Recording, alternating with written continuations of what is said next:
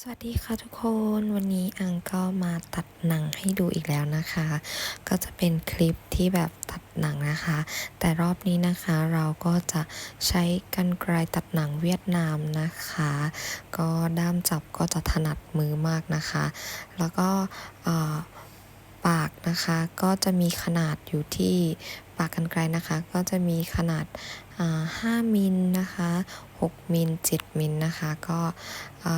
แล้วแต่ความถนัดของแต่ละคนนะคะแล้วแต่ความชอบนะคะใครที่แบบว่าหากรรไกรตัดหนังเวียดนามอยู่นะคะ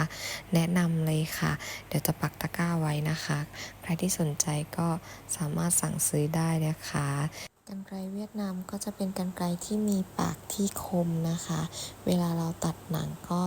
จะไม่แหว่งนะคะแล้วก็งับง่ายนะคะงับหนังง่ายแล้วก็เขาก็จะมีความคมนะคะ